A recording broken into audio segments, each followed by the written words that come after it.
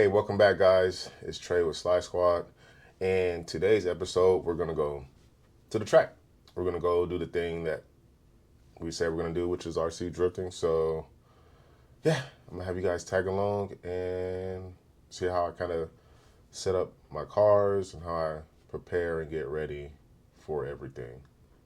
So, got my stuff over here on the floor. We're going to go get loaded up in the truck and head to Tandem Rc today. So, let's go.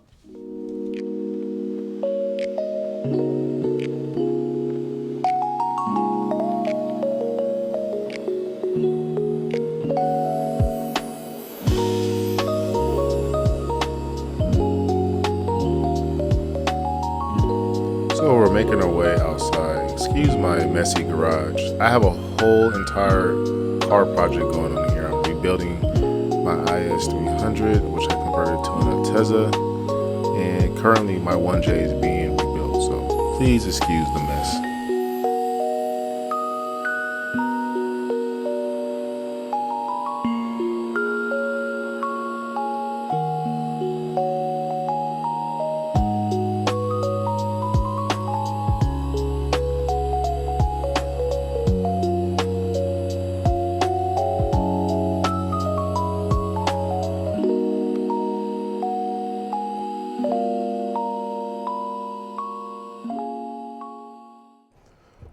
Alrighty, guys, we're all loaded up in the truck.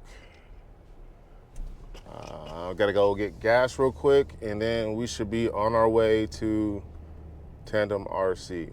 So let's fill up the truck first and get on our way. All right, guys, made it to Costco to get some gas, and it's hot. Byproduct of living in Arizona. So I'm gonna hop out real quick, fill up the truck, and get going to Tandem. Hey guys, while the truck fills up, just thought I'd ask if there's any ideas or any content you guys might want to see. Leave a comment down below. Tell me what you think, what's been on your mind, and maybe I'll touch on that here in the future. But until then, we're all filled up and we're gonna head to Tandem.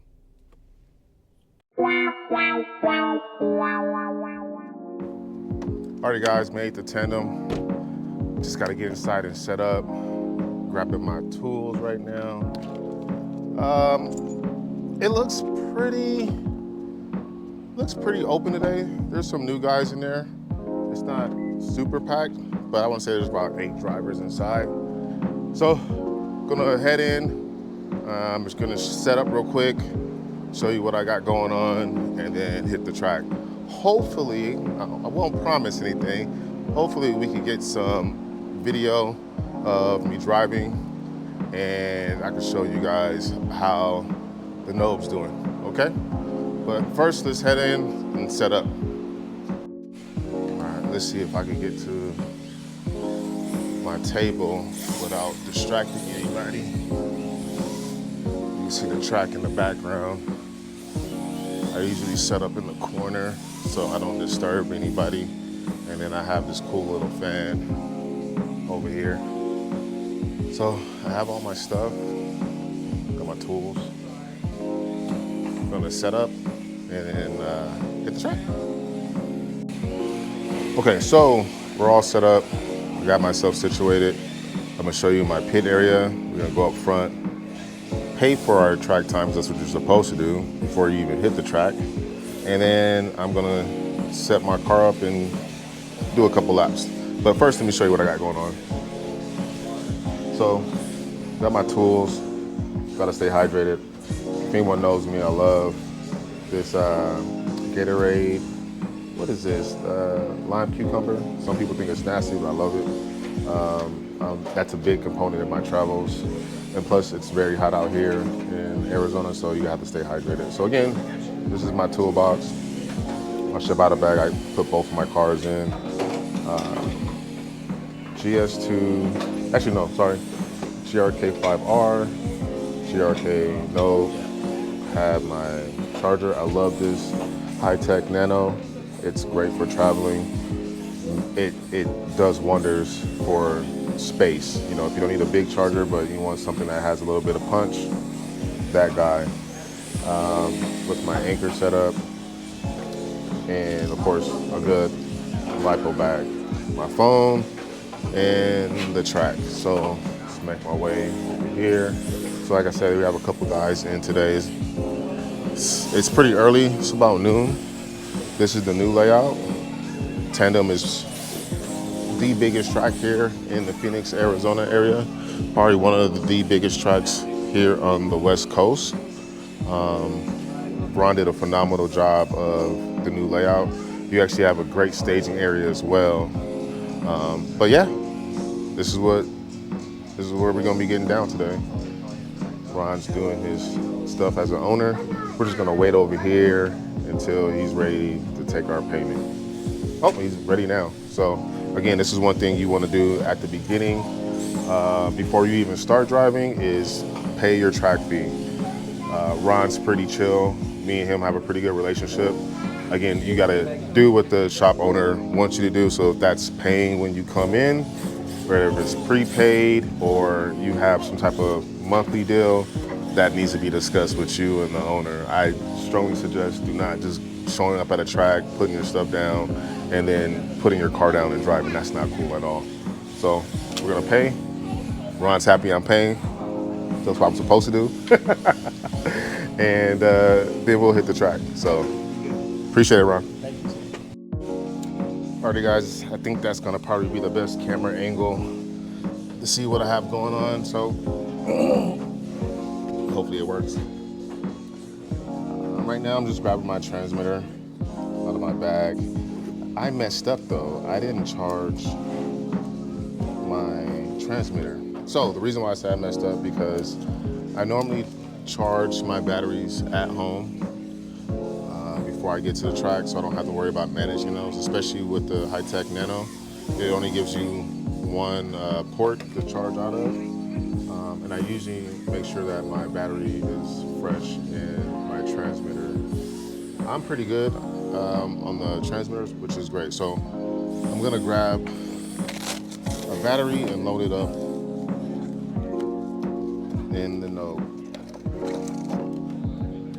Move this guy here. Cool. So again, remember my other video was talking about reverse polarity. Want to make sure that you plug in your battery correct. So I know this is the negative lead, so I usually put this guy in first and then seat the battery so there's no confusion. Lock him in and then I plug in the positive one. So usually, it's best rule of thumb is take your time, pay very close attention to the battery and the leads of your ESC when you're plugging that in. I can't stress that enough. Like I said, I'm pretty sure everyone has done that once or twice before. So the car is clean, the car is pretty much ready to go. I did want to touch on that. So this is just my philosophy. Before I get to any track, whether if it's a new car or a car that already is established and is tuned and set up, I do all my setup at home. Not saying you can't do it at the track, but who wants to pay track fees, worry about other conditions, how many people are there, and maybe if you have someone to drive with to test your tune, you know, you have to worry about their time restraints and what they have going on in their own personal lives. So you want to get on track with them in a timely manner. So I make sure all my stuff is done at home before I even go to the track. Those things you're asking about, making sure my shocks are in good condition, nothing's leaking or you know, they don't need to be rebuilt.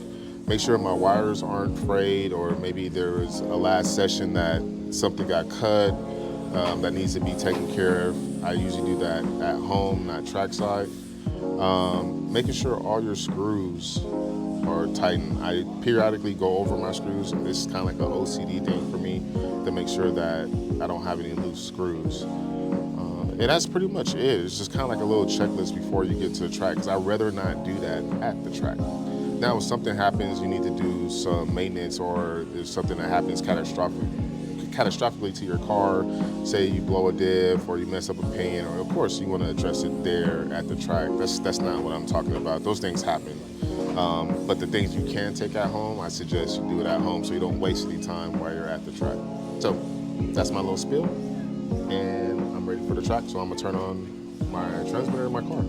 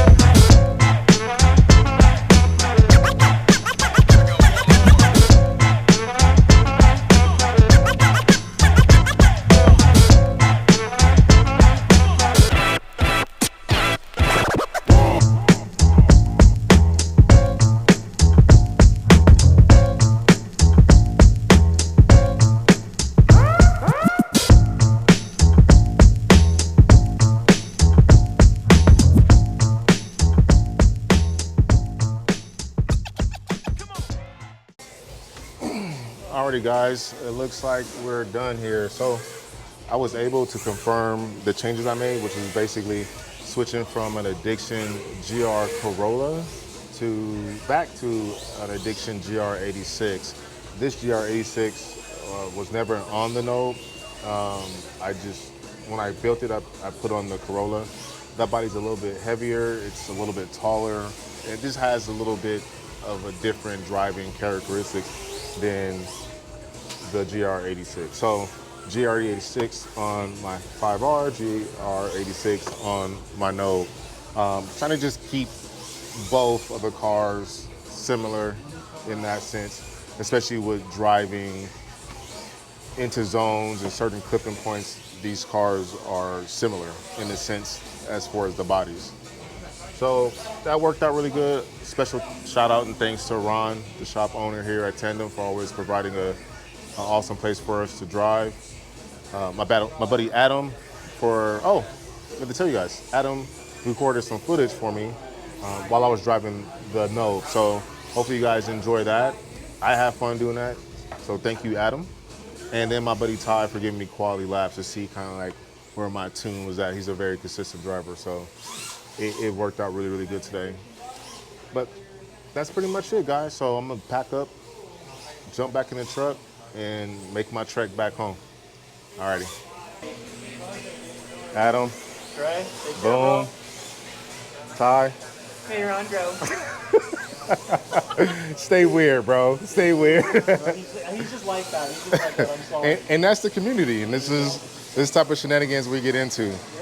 You know, we gotta slap a disclaimer and a parental warning with Ty for sure. This guy TQ's on blown Yeah, shocks. Yokomo, Rev D. Yokomo, Rev D. Alrighty, boy. Later. Later, Coop. See you later. Later, guys. John. Oh, shit. Yeah. Good seeing you, buddy. Bye. Good laps together. Hey, stop Good it. laps today, bro. Good laps together, bro. Good laps. Oh my God. You got Ron doing owner stuff. Later, Ron. Yes, sir. Appreciate you. Later, brother. Later, bro. Oh, cool fact. So Ron and my buddy Chris Hawkins, they made the track to resemble a real track. Just show the layout.